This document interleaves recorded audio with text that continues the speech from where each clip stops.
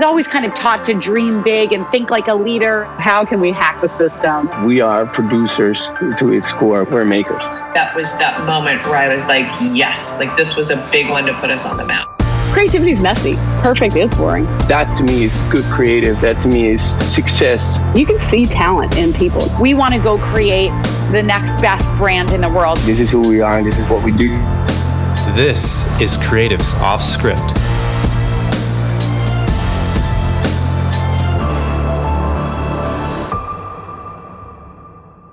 Patrick Hawley is the Executive Creative Director at Upwork, where he led the rebrand and award-winning campaigns focused on the future of work.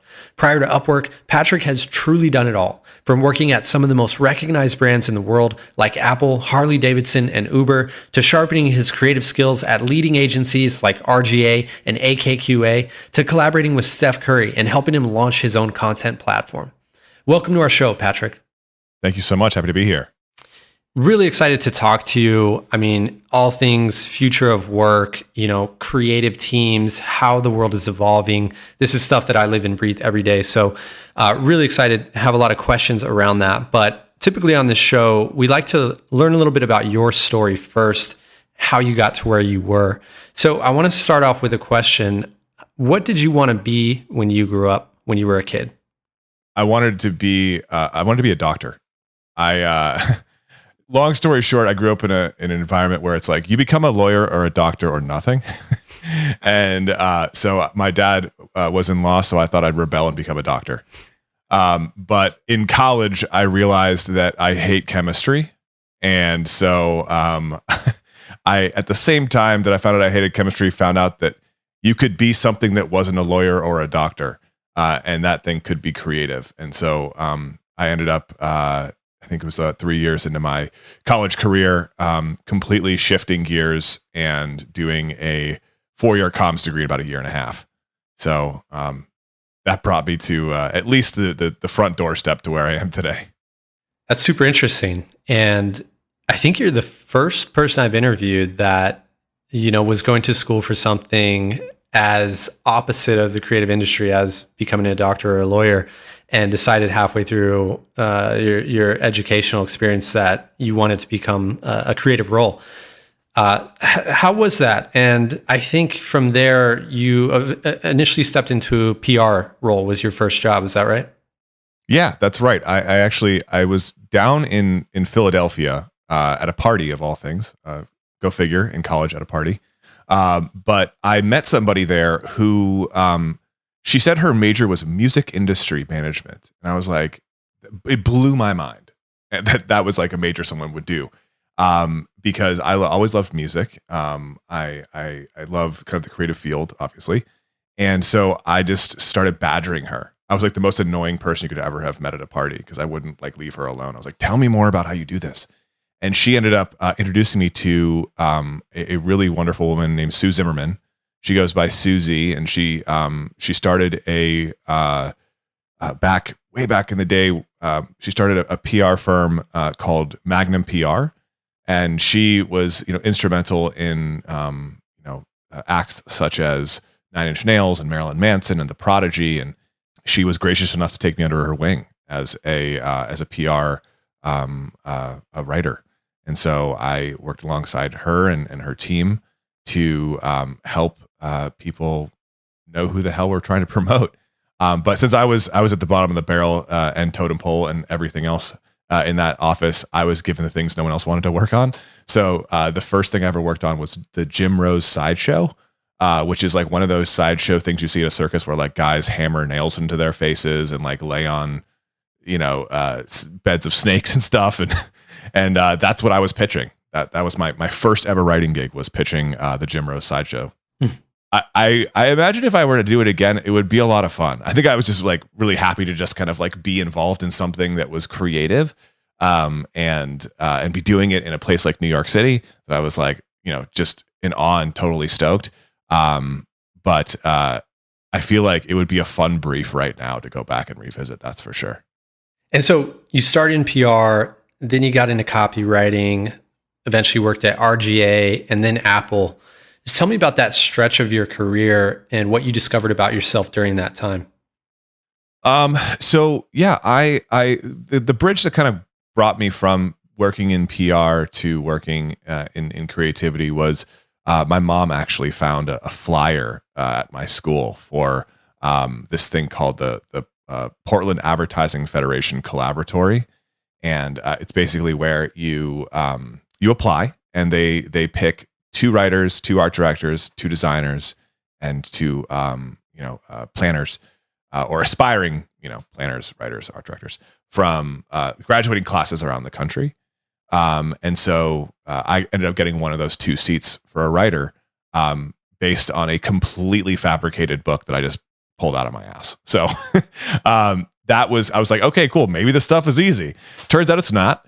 And so I was lucky enough to start working at a bunch of different shops in Portland just as an intern for them.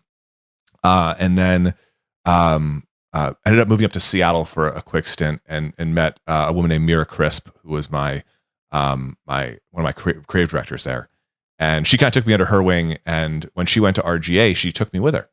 And so that brought me to San Francisco, was working there and really kind of got a full-fledged look at what agency life was like, which was really fun, honestly. Agencies are a cool place to be, especially when you're a junior creative. I mean, you basically live there, so thankfully they are a cool place to be.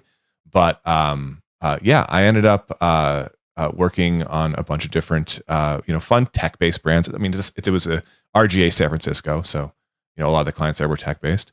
But ended up parlaying that into a gig at Apple because the last client I worked on at RGA was helping to name and brand Beats Music, what ended up becoming Beats Music.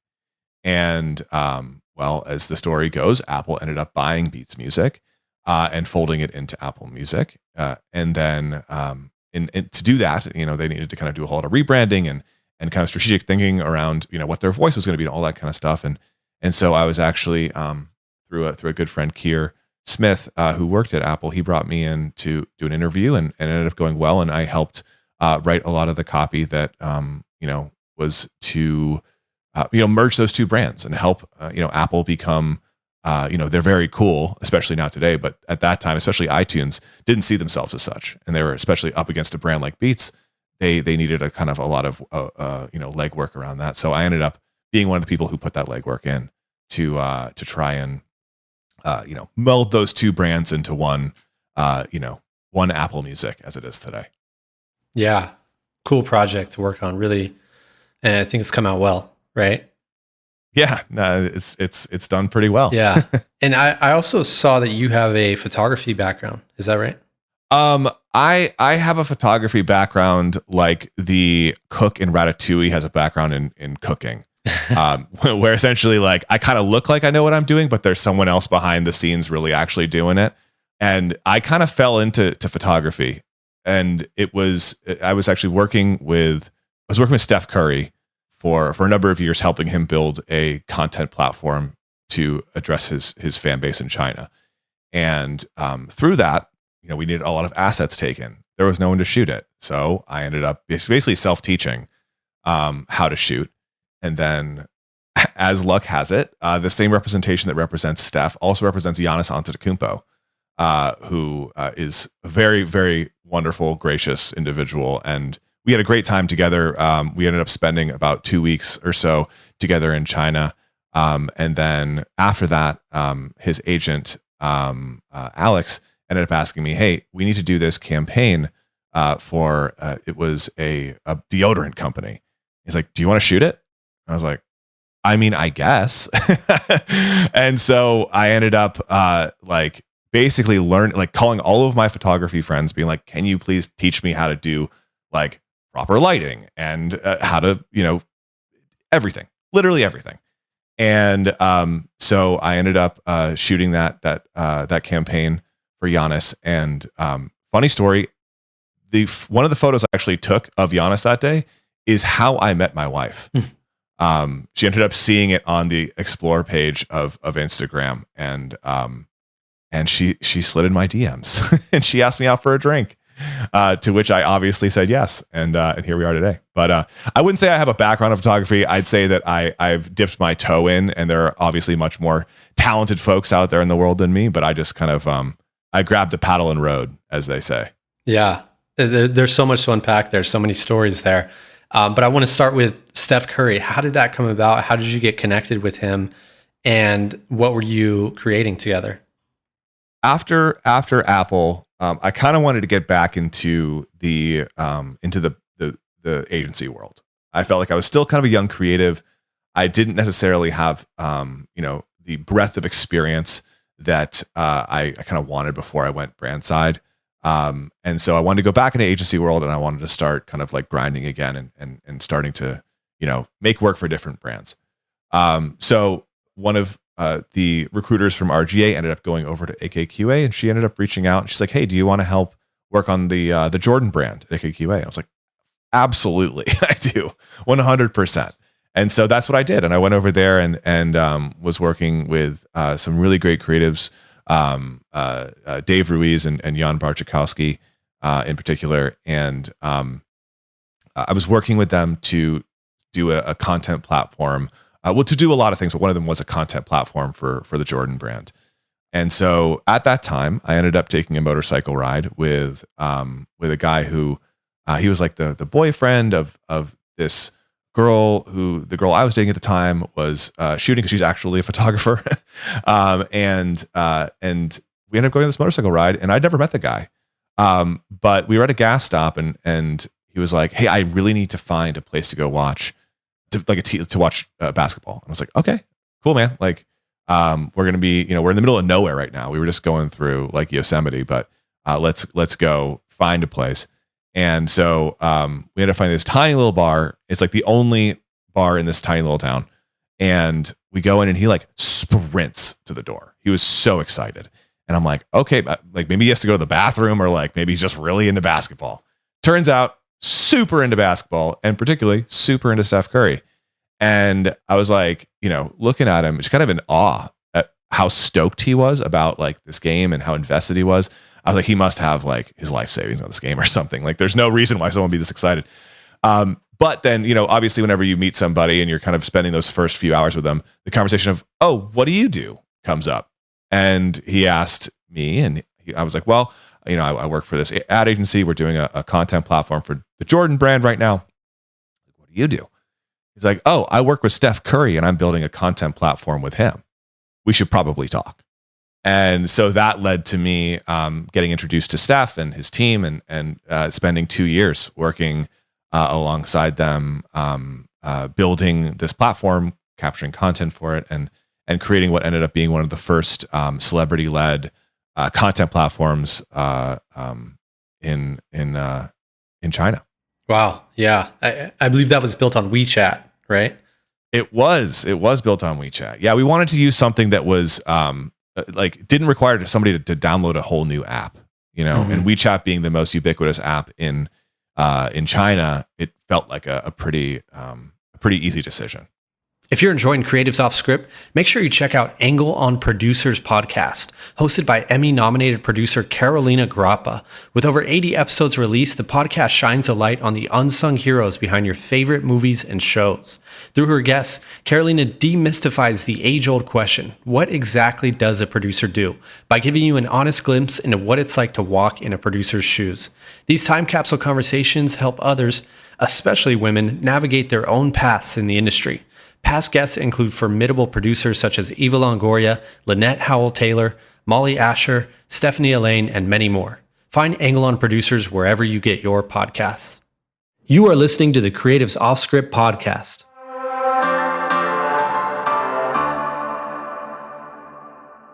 And so just looking at your resume, I mean, you've worked with so many amazing companies from RGA to Apple, Uber, Harley Davidson.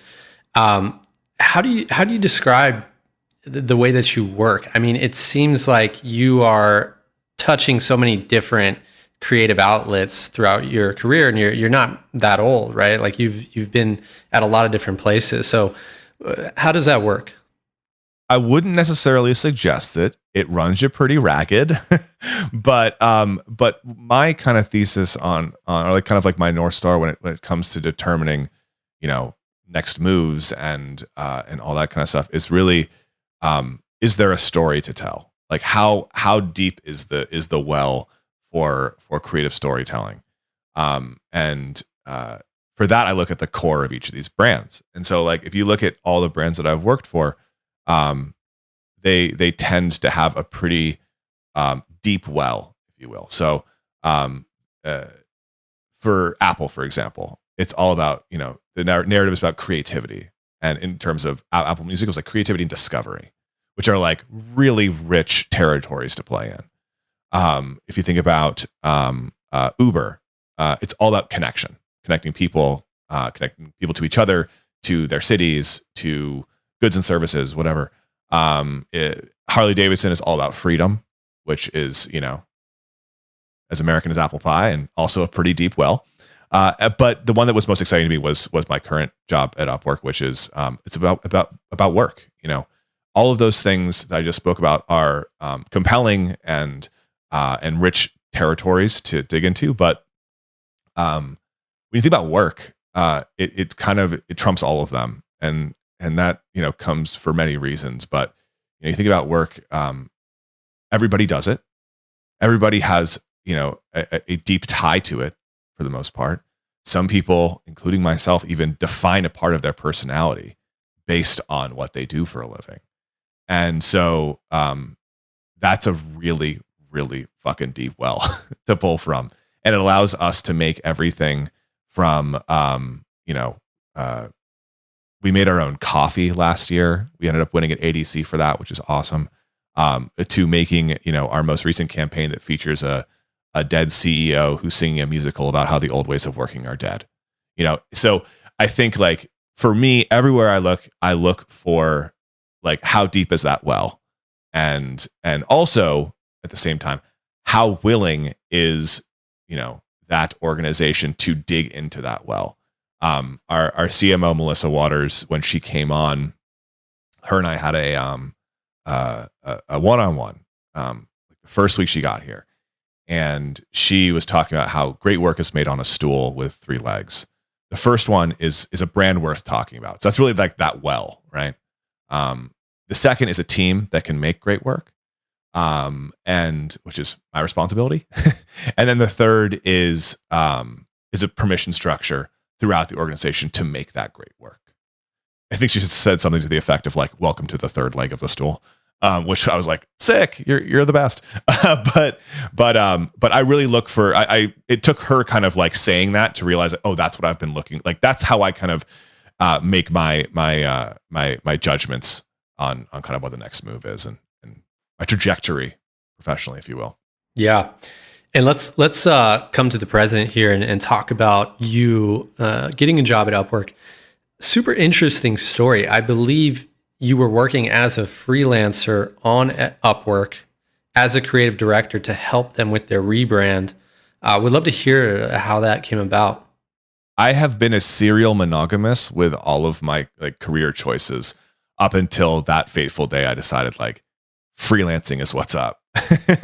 And I wanted to, I was staring down the barrel of having to move to a city I didn't want to, for a job, which is, something I had done literally a dozen times before that. And I was kind of like, fuck that. I want to do what I want to do. I feel like I want to finally put down roots somewhere that I want to be. And my wife and I have always wanted to move to Austin, which is where we live now. And so that's what we did. And my first client was Upwork, and what a fitting kind of first client to freelance for, I suppose.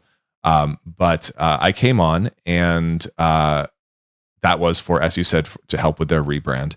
But I think it was like 2 weeks into me starting, the ECD at that time, he left for a job at Google. And so Amanda Leach Ruby, who was my boss at the time, now she's my partner. She's absolutely fantastic, the VP of brand at Upwork. She was like, "Hey, are you interested in interviewing for this job?" It took me a second because I was kind of like, I don't, because I really wanted to embrace this world of freelancing. But at the same time, I was like, well, if there's any place that going full time would probably be close to freelancing, it would probably be Upwork. So what I ended up doing is taking a week to do an audit of the team and the brand, and basically telling her like, hey, this is what I really think the role creativity should play in this organization. And it was basically shifting the organization from being what was, basically like a short order cook situation, just like, hey, you need this banner, we'll make you this banner in this amount of time, to being more of a strategic and conceptual partner to the larger organization, both the marketing organization, but then like the company in general. And I put together this deck, and it basically was like more headcount, complete change of what the team does, all the things that are very scary typically to leadership of organizations, like these paradigm shifts. Fully intended them to say no. Like literally, I almost kind of like try to go a little bit far in certain places, so they'd be like force my own hand, so I wouldn't have to take a full-time job. But to their credit, to Amanda's credit, she was like, no, this is exactly what we should be doing. And I was like, fuck yes, let's do it then. And so that's what I've been spending the past 18 months doing alongside my team. Now we run just like an agency. We're actually branding ourselves like an agency, which seems like every in-house shop is doing right now. But I think it is important because, you are dealing with clients, you are dealing with stakeholders, you are dealing with, deliverables, all these kind of things that agencies do. And most people, if not every single one of them on my team, came from agencies. So that's what we've created. We've, spent a lot of time and blood, sweat, and tears and all that kind of stuff doing that. And now we have a team of about 40 people, and 80% of them are freelancers, many from the Upwork platform. We reside all throughout the country and the world, and they are without a doubt the best people I've ever worked with.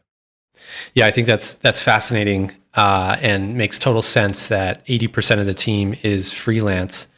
And this goes to, something that you talk a lot about, is that you're really fighting this battle of in-house versus outsourced, right? And this comes through in the new brand campaign and everything, which is something, our company, we focus on collaboration software, remote teams, specifically in the creative fields and a lot in production. So this is our belief as well. Like the world is moving towards a more remote model where workers are more empowered to pick and choose what they want to work on and live the way that they want to live and just work the way that they want to work. But I'm curious to hear your take on that, and tell me more about where you think that balance is headed. Is outsource the future? What does that look like in your opinion? And by outsourced, do you mean like using outside agencies, or outsourced, do you mean like using freelancers? Just the difference between full-time in-house versus any sort of outsource, whether that's freelancers, agencies, just that mix. Great question. So I think we're at an inflection point in many ways right now. The first one is one that I've kind of been observing for a long time, in kind of as someone who's ping ponged between brand and agency for his whole career, is that some really, really great creative minds over the past 10 years or so have been moving from the upper echelons of the agency world into leadership roles at brands. That has created a world in which your in-house team can be, just as powerful as an agency, and you don't have to bring in agencies to like make the fun stuff. You bring in an agency to augment your team because you don't have, enough headcount at this very moment, or you don't have knowledge in a specific sector or whatever. But it shouldn't be like you can't find great creatives to work internally at your team because great creatives don't want to work internally. I think that's completely changed now. So like we've got amazing people on our team who have come from places like leadership positions, like group creative directors at Media Arts Lab, or Wieden & Kennedy, like creative directors. All these people who any brand would be lucky to get when they're hiring that agency. Now if you are willing to create an environment that is conducive to them making great work, are willing to work for you. And I've recently become friends with David Lee from the CCO of Squarespace.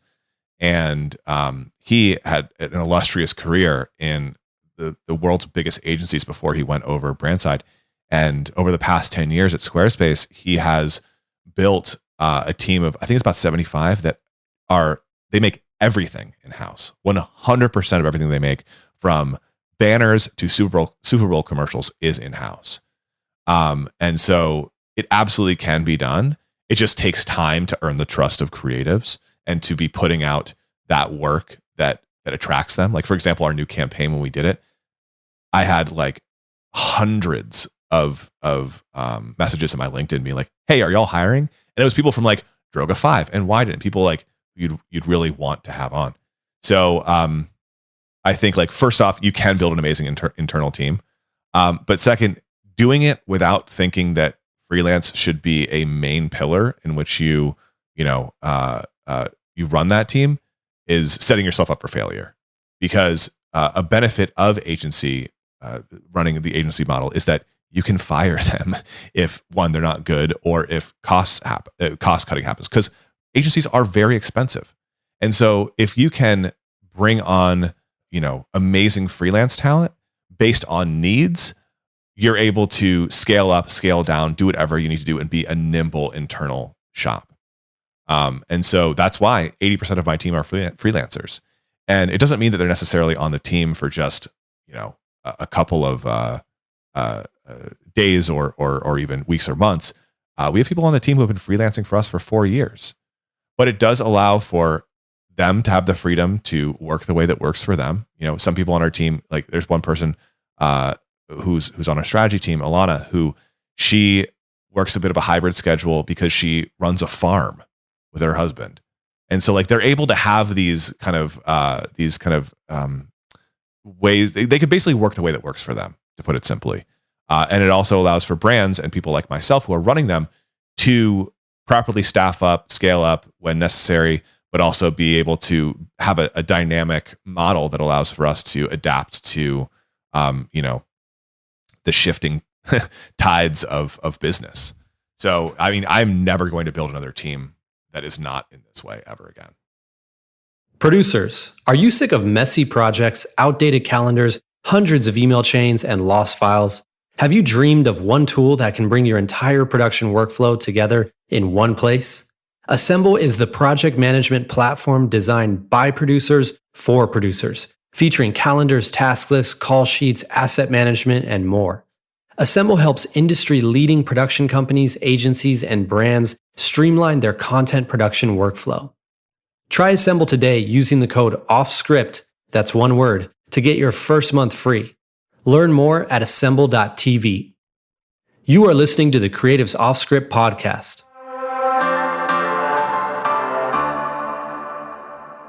You allude to this a lot, is the Hollywood model. And it's something, my background is in the film industry. And as you know, in the film industry, it's this industry of highly, highly skilled professional creatives that come together one project at a time, such as a Hollywood film, create that project, create something amazing, and then really disperse and potentially never work together again. What's interesting, I think, is that Hollywood studios, in my opinion, were like the first big creative companies, right? Like when they launched, they initially had all those creatives on staff. The directors were on staff, the DPs, everyone was on staff, and they just churned out movies. And eventually that model dispersed and everybody became more freelancers. And then you had the agencies come along, like the next big creative companies. And I think we've seen that similar trend happen with the agencies becoming more, not everyone, but a lot of people becoming more this freelance model. And I feel like as we are moving towards more and more knowledge workers and companies just being creative companies in general, this trend maybe continues to happen for all companies. I mean, do you see everybody following that Hollywood model in the long term? It's funny you bring up the Hollywood model. That was the first time I spoke at Adobe Max last year. That was like the theme of it. But the most recent time, this past literally actually a week ago today, I was doing a talk there, and it was all about kind of like how you can build culture and trust with your workers. And one of the slides was outputs over inputs. And it was basically like, the old way of working was making sure that someone came into an office, sat their butt in a chair for 8 hours, had, their coffee break, then sat their butt back down and then left at 5 o'clock. And it's like that whole model had nothing to do with what that person was actually doing and the value that they were providing for themselves and for the company. And so kind of like this new way of working is trending more towards an outputs over inputs kind of model. One that is like, hey, I'm hiring you, Nathan, to make this thing for me or to provide this service for me and my team. The amount of time you do it in is almost kind of doesn't make a difference to me. But the quality of that output is the most consequential thing. And I had a line in there where I said, unless you're hiring security guards, the number of hours someone puts in is completely inconsequential.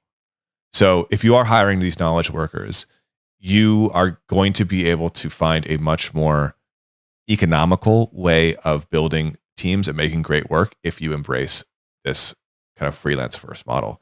When I say economical, I don't just mean like, cost savings and stuff. Sure, yeah, absolutely, you can save costs, but I mean like economies of time, economies of scale. It allows you to, have somebody who's motivated by providing value as opposed to providing hours on a timesheet.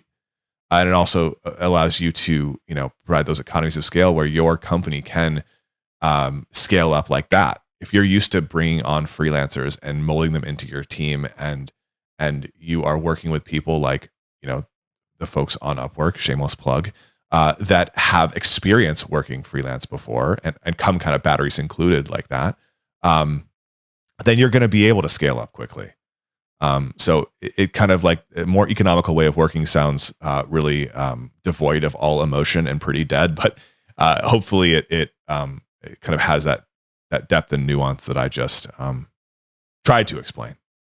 Yeah, no, that's super interesting. And it mirrors a conversation I had with another guest, Joel Pilger, who's a consultant to creative firms. And he's trying to, one of his goals is to kill the line item bid if you're a creative company and you're bidding on work. And just, rather than clocking the hours, as you say, and putting together a bid, this is how much each hour costs of our work.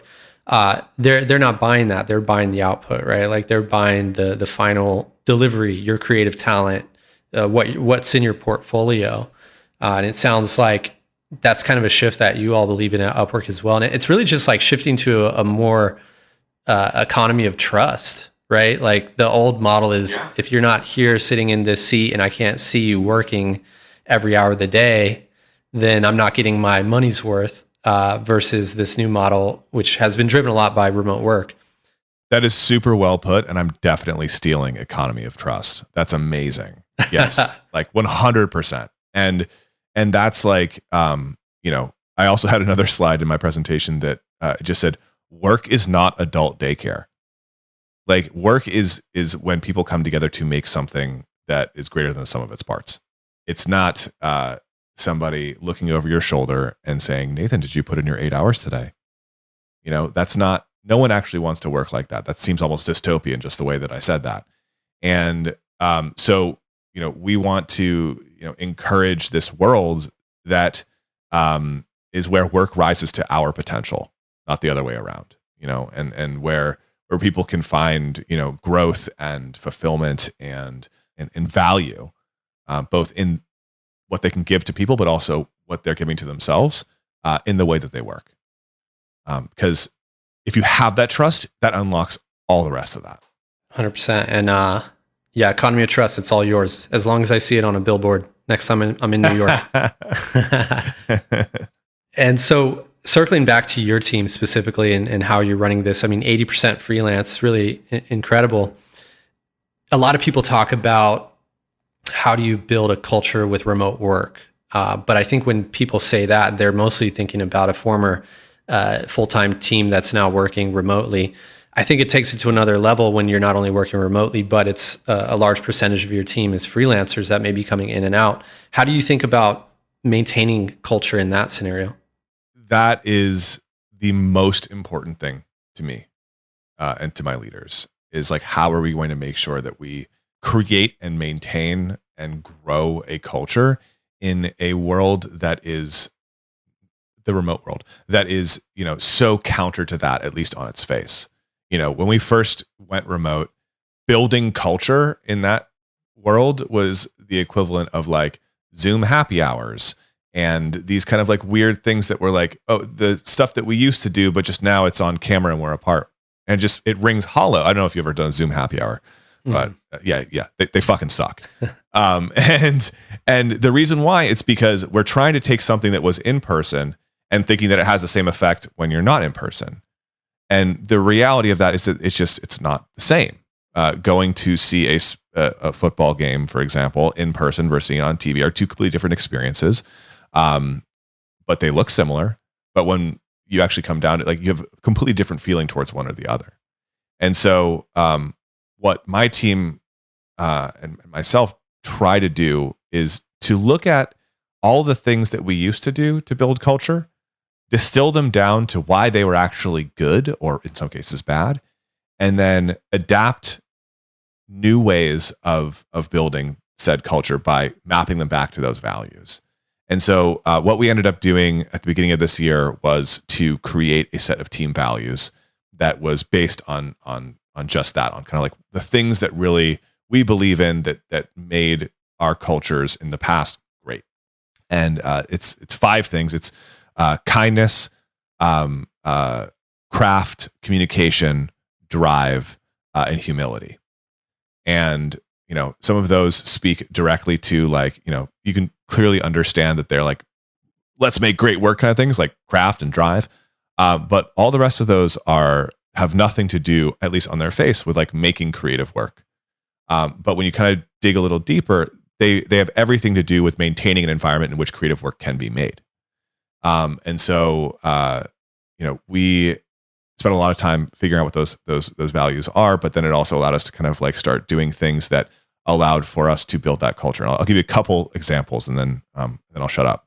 But the kindness is the first on our list for a very important reason, and it followed closely by communication, because in this new world where we see people as boxes on a screen, it's really hard in some cases to remember them as people. And so we always try to create space and time for treating people like people and having human conversations. Because, right next to your face right now on my computer screen is my calendar for the week, and it's just meetings. And, what do you do in meetings? You talk about work. And when you only talk about work with somebody, it's just, you see them as that, just an interface with which you work with, as opposed to a person that you work alongside. And so with my team, whenever we meet, for example, during our Monday kind of team syncs, we don't spend a lot of time talking about work. We start off by having a competition about who had the best weekend, which is always fun. And then as we give each of the updates throughout the team, like each of the directors starts talking about, okay, these are the top 3 things that we're thinking about right now. Before we even get into that, someone shares something. And like, for example, Todd Lamb, who's a creative director of copy on our team, every week he does a Trader Joe's snack review. And he's now branched outside of Trader Joe's. This week it was Oreo Cakesters. And he had a very rare 1-star review of Oreo Cakesters. Usually he's got some pretty favorable reviews of his snacks. But, SL Leinbach, who is the head of our ops side of the house, she does like a horoscope reading for people. Like it's us talking about things that very deliberately talk about things that are not work, because that's all we usually do, and that's all we will do if we let that happen. And so these kind of moments to talk with each other is important. And so when it comes to communication and kind of stuff like that, like we really try to kind of hammer those down. And that actually comes to the most important thing, I think, which is the last thing that we do on our Monday meetings, which is a moment to give thanks for each other. So we spend 15 minutes at the end of our sync shouting people out, being like, hey, Nathan, thank you so much for, your work on the brand campaign this past week. I know it's been really tough. You've made my life way easier, and I can't thank you enough for everything you do. You're a rock star. Appreciate you. And then that just kind of goes on for 15 minutes. People just give thanks for each other, and it's nice because it's nice to get a compliment, but it's also nice because in this world where we are just kind of like it can get very transactional if we let it. When you have to have a tough conversation with somebody, because a great culture is made on well-trodden paths of communication and the ability to have tough conversations if need be. We want to make sure that when those tough conversations need to happen, it's not the first time you're talking with that person as a person. If you only had seen that person in large group settings, and they were just a box on a screen, maybe even video off, you don't have that person-to-person connection. You don't feel that empathy. You don't see that person as a reflection of yourself. And that is, we try to take as many opportunities to create those humanizing moments as possible. They seem silly and they seem trivial, but I promise you they're not. No, that's incredible advice. And that really resonates with me. I mean, I think that is the difference between looking forward to that meeting, right? Like people, I assume on your team probably have good emotions around that meeting because it's about personal connection. It's not just another Zoom call on the books. And I think that's probably what we're missing a lot of not going into the office is those just seeing your friends, right? And hanging out with your friends at work. So that, that makes so much sense to me. Definitely resonates. I wanted to talk real quick about your new brand campaign. I don't mean real quick because it's amazing, and I want to dive in here. But so you worked with Alto agency to create the "This Is How We Work Now" campaign, and this really got pretty fun. I mean, a year ago, looking at the ads, they were super well done, very cinematic, very very nice ads, and then this year really flipped it on its head. You've got this CEO zombie breaking into like Broadway musical song and dance. Would love to just hear the process of how that went, especially like getting that approved internally and how a company like Upwork was open to such a out of the box idea. So first off, huge shout out to Alto, Hannes and Ed and Shannon and Jason and Jeff and Brock. They're like, honestly, and Ashley, they're fucking amazing creatives. Like they're some of the best people I've ever had the pleasure of working with. And they actually did that campaign for us before that last one you were referring to too, like the one before the zombie one. You look at those two campaigns and they, as the British say, they're chalk and cheese. Like they couldn't be more different. Right. And the reason why that paradigm shift happens is, complicated and simple at the same time. It was complicated to get there, but it was simple in terms of what we did to get there. And so it started with Melissa Waters coming in, our CMO, and she is a wonk for strategy, which I love because so am I. And she was basically like, "Hey, we need to kind of like take a step back. We need to think about who the hell we are as a brand. We need to think about what we're making and why that is going to be successful in terms of differentiating us from the rest of the opportunities that people have to connect with, the Fivers and LinkedIn's and literally anything else in the world to find people. And we need to do so in a way that is ownable by us, not only just for this campaign, but for the long term. And so what we ended up doing is embarking on a multi-month kind of like vision quest where we were thinking about like, who the hell are we? What are we trying to provide to the world? How are we going to stand out? And we got a lot of strategic kind of rigor out of that and a lot of great work. But in terms of like how it actually impacted this campaign and got us to a talking zombie, is that we took a look at the rest of the competitive space within staffing, and it is really dry. It's overly earnest, and so what we wanted to do was be the opposite of that, and not to take anything away from our previous campaign, because like you said, it was cinematic, it was beautiful, all that kind of stuff. But it was very earnest. It was serious. It was, reflective of the moment we were in, to be fair. But we're now kind of coming out of that moment, and we're looking to zig when everyone else is zagging, and that took the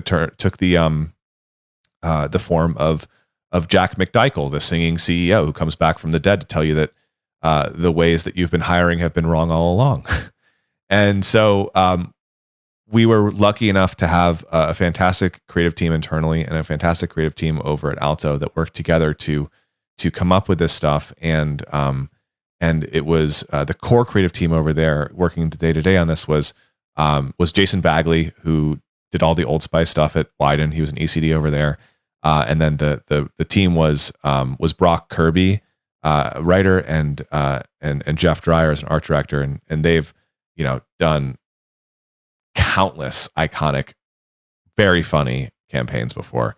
And so like from a creative standpoint, we were like, it's on us to fuck this up. And luckily we didn't. And we have a fantastic campaign that is now running on a television near you called This Is How We Work Now. I love it. So well done. So hard to pull off comedy, but it seems like you had an amazing team there from top to bottom. Yeah. And who are you marketing towards? I'm curious. Like, are you going for the enterprise? Is it the solopreneur? Like, who are you speaking to? It's a great question, and it's a very complicated one to answer. The reason why it's complicated is because we're kind of going for everybody, but for different reasons. So when you think about, like, when you go back to what I was saying before about like the well and like how deep a brand story is and how Upwork is the deepest one I've ever seen, it's because literally everybody in the world has a story around work and experience around work, and almost all of them do work. And so we as a company are trying to create this paradigm shift in the way that we all work, into kind of this glorious, future, or really this glorious now, in which you can have, all the talent in the world, and that's it. And so we target directly kind of like our clients, if you will. So like any other marketplace, we've got two sides, buyers and sellers. We call them talent and clients. And so we end up targeting the clients because they're easier to target. There's fewer of them. Their motivations are pretty solidly understood, but also because they are, they are the drivers of commerce. They are, if we want to really change the way that we work, starting with them is a really good first step.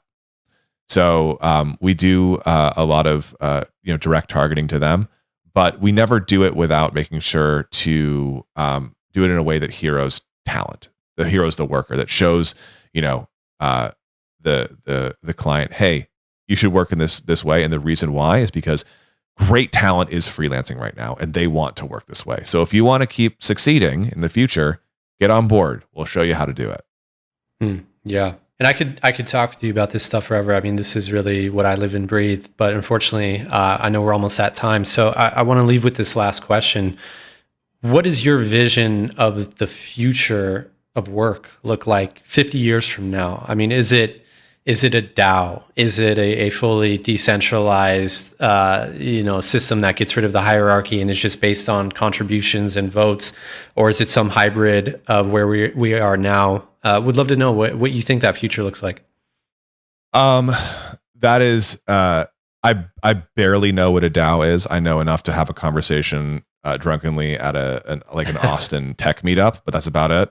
But I will give you kind of like my honest opinion on what I think the future will be and or what I want it to be.